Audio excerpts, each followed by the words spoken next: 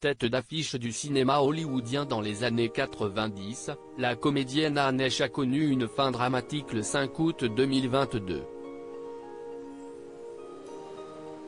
Ce jour-là, elle fut victime d'un grave accident de voiture à Los Angeles. Alors qu'elle se trouvait au volant de sa Mini Cooper, elle a percuté le garage d'un immeuble. Par la suite, après avoir démarré le véhicule, Anne Heche s'est encastrée dans une villa. Au cours de cette deuxième collision, sa voiture a pris feu. Une soixantaine de pompiers furent ensuite mobilisés pendant plus d'une heure pour lui venir en aide. Plongée dans le coma après cet accident très médiatisé, l'actrice fut visée par une enquête pour conduite en état d'ivresse, ou sous l'emprise de stupéfiants. Anne Heche fut finalement déclarée morte le 11 août 2022, soit une semaine plus tard, à l'âge de 53 ans. Étant donné que les défuntes comédiennes étaient visées par une enquête avant son décès, une autopsie a été réalisée par un médecin légiste sur son corps, afin de détecter la présence d'éventuels produits stupéfiants au sein de son organisme.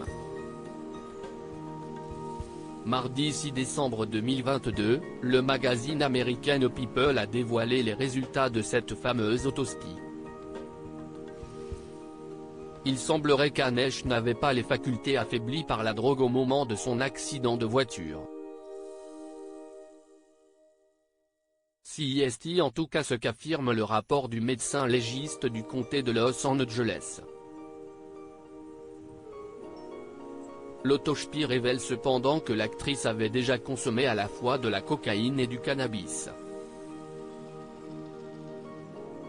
Le sang d'admission à l'hôpital a montré la présence de benzoylcagonine, le métabolite inactif de la cocaïne, ce qui signifie qu'elle a utilisé dans le passé mais pas au moment de l'accident, a indiqué un porte-parole du comté de Los Angeles à ce sujet.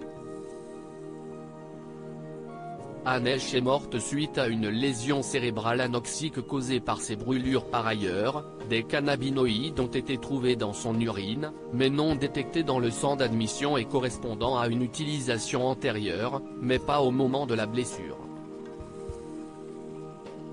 Les examens toxicologiques pratiqués sur le corps d'Anne Heche ont aussi démontré que l'actrice avait du fentanyl dans son système sanguin, bien que le rapport du médecin légiste ait indiqué qu'il avait été obtenu après avoir reçu un traitement à l'hôpital et est donc compatible avec un usage thérapeutique.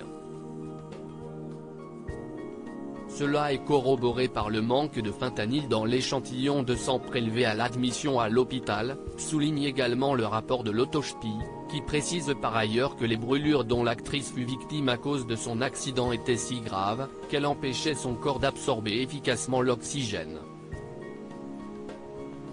Ces blessures ont finalement provoqué une lésion cérébrale anoxique, qui fut fatale à Anne Heche.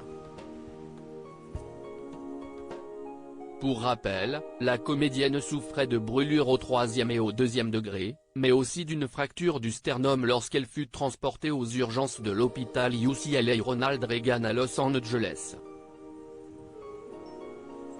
Anne Heche fut par la suite transférée au sein d'une unité de soins intensifs spécialisée pour les brûlures à l'hôpital West Hill.